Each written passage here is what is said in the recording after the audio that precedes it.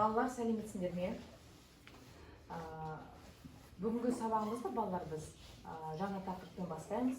Жаңа тақырыпты болжап алу үшін балаларға тақтаға қараймыз. Тақтада суреттер шығады. Бұл суреттер кімге арналған және нені білдіреді екен балалар? Бірінші сурет нені білдіреді деп ойлайсыңдар? Кім бейнеленген суретте? Бұл суретте Абай мен әжесі бейнеленген. Абай мен әжесі деп ойлайсың, иә? Жақсы. Келесі суретте енді балалар қараймыз тақтаға. Енді Абай туралы сендер білмейді еместер, білесіңдер, иә? Бұл жерде сөздер сөйлейді әдісі. Әртүрлі сөздер жазылған, сандар жазылған. Бұл сандар мен сөздер нені білдіреді екен балалар? Расул басқаша. 45 деген сан нені білдіреді? 45 деген сан. Абайдың сөздері. Қара сөздер. Қара сөздер, иә. Қара сөздер. 45 қара сөзі бар, иә? Жақсы, келесі Мұхаммад Расул, Мұхаммад Алин. Зере дегеніміз кім? Зере ол Абайдың әжесі. Абайдың әжесі. Жақсы, иә? Ибрахим шын аты. Иә, Абайдың шын аты. Оны неге біз Абай деп кеткенбіз? Неге Абай деп кеткенбіз балалар? Иә? Оның әжесі Абай бол деп еркелетеді, иә? Кішкентай кезден Абай бол деп еркелеткендіктен Абай деп атап кеткен. Жақсы, табиғат лирикасы дейді. Нені білдіреді табиғат лирикасы деген сөз? Айғаным? Табиғат лирика ол Абайдың творчествосы көз, жас шығармашылығында. Көз, табиғат лирикасына байланысты өлеңдер бар оның, иә? Мұхтар Әуезов дейді.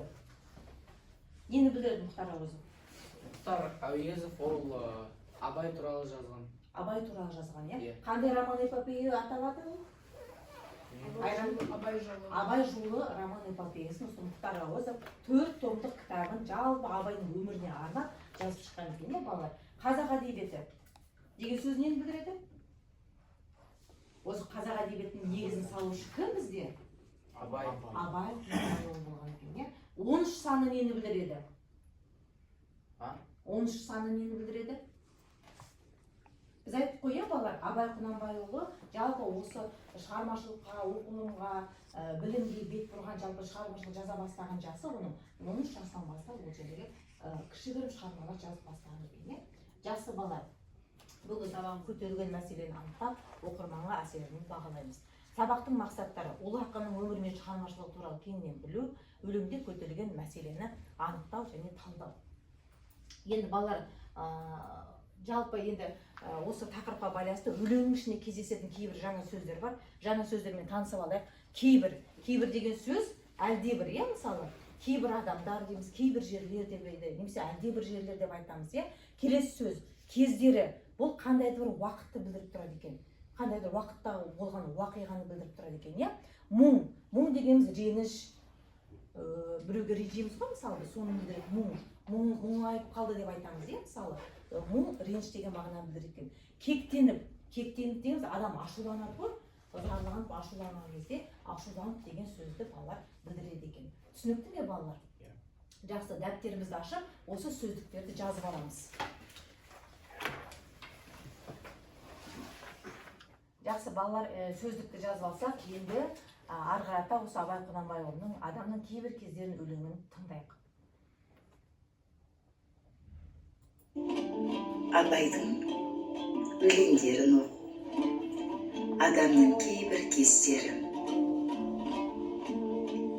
Адамның кейбір кездері көңілге алаң басылса, Тәңірінің берген өнері көк бұлттан ашылса, сылдырап өңкей келісім тас бұлақтың суындай, кірлеген жүрек өз үшін тұра алмас әсте жуынбай.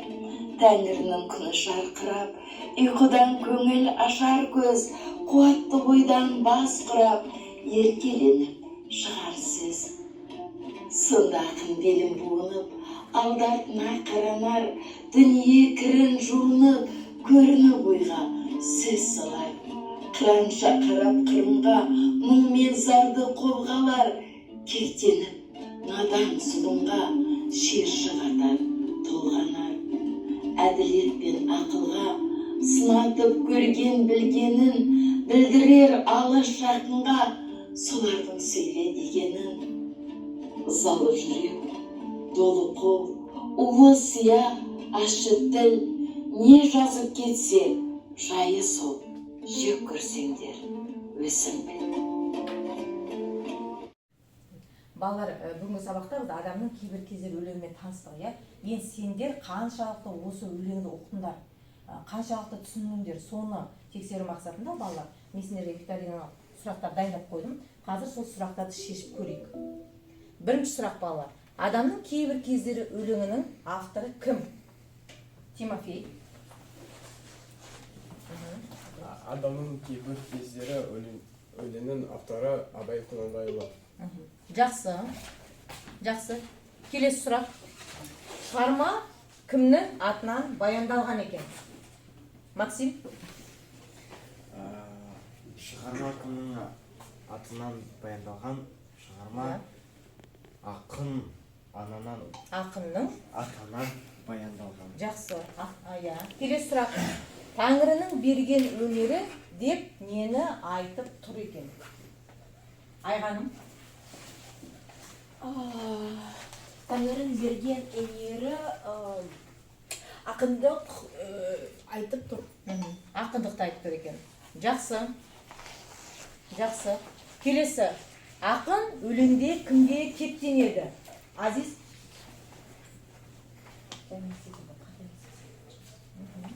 Ақын өлеңдегі надан зұлымға кеттенеді. Надан зұлымға кектенеді екен. Жақсы, балалар, енді соңғы сұрақ. Өлеңде қандай жүрек туралы айтылған? Иә, кім айтам дейді? Алим шыққан жоқ тақтаға, Алим. Өлеңде қандай жүрек туралы айтылады? Өлеңде кірлеген жүрек туралы айтылады. Жақсы, балалар. Кірлеген жүрек туралы айтылады екен. Енді қазір жауабымызды тексерейік.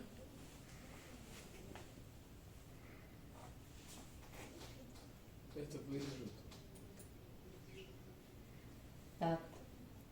Жауап тексерейік. Қаншалықты біз дұрыс жауап бердік, балалар? Барлық жәнегі осы өлеңге байланысты қойылған сұрақтардың барлығына балалар дұрыс жауап бердіңдер.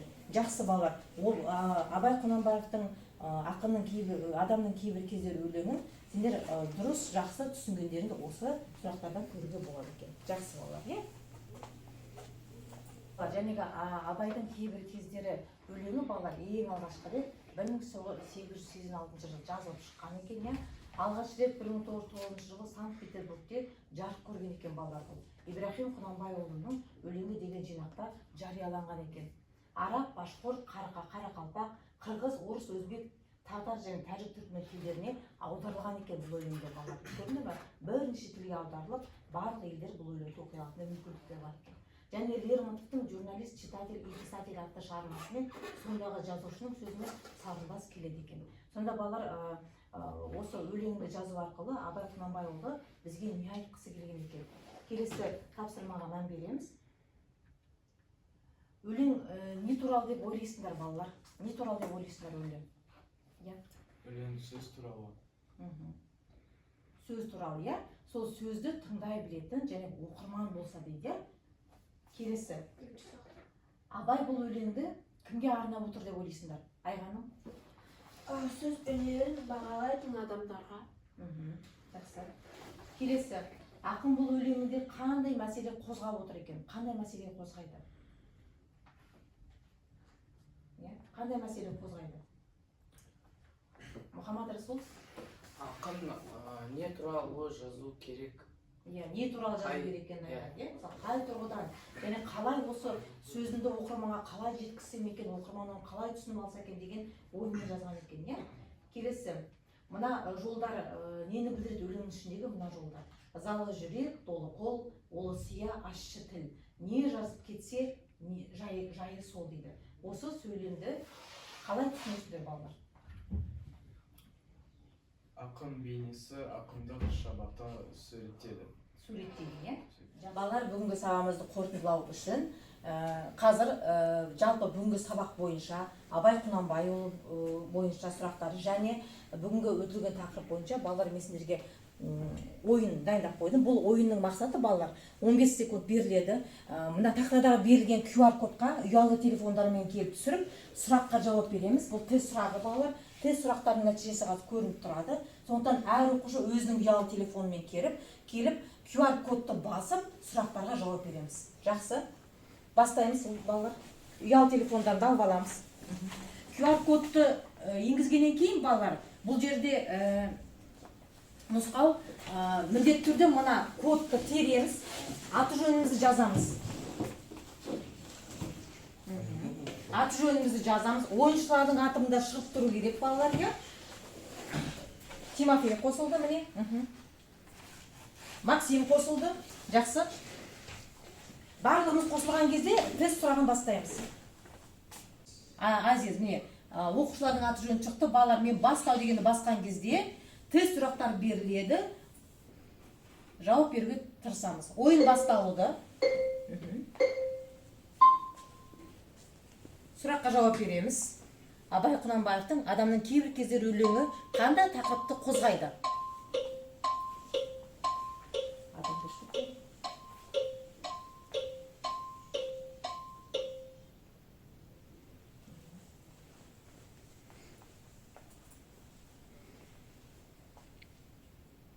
Басшасыздар ма жауаптарды балалар?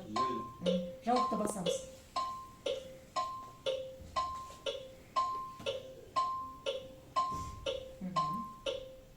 Келесі сұрақ.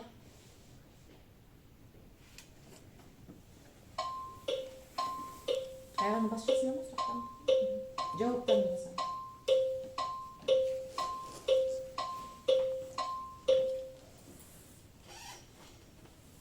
Өлеңнің мазмұны не туралы екен?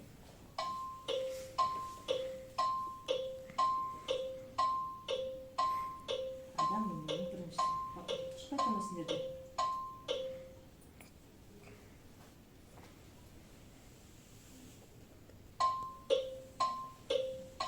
Достықпен жолдастық па?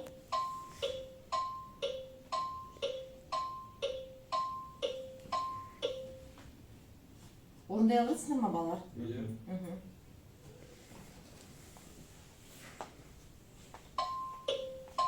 Арманның үміті жұмысы.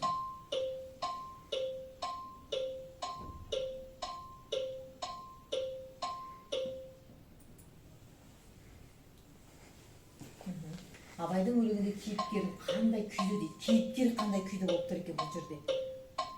Жақсы балалар, ойынға да аяқтаймыз түгелдей.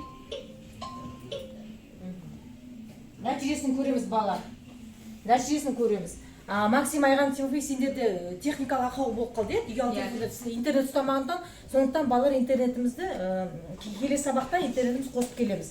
Жақсы балалар, бүгінгі сабақты жақсы ойдағыдай ой түйіп қайтты деген ойдамын.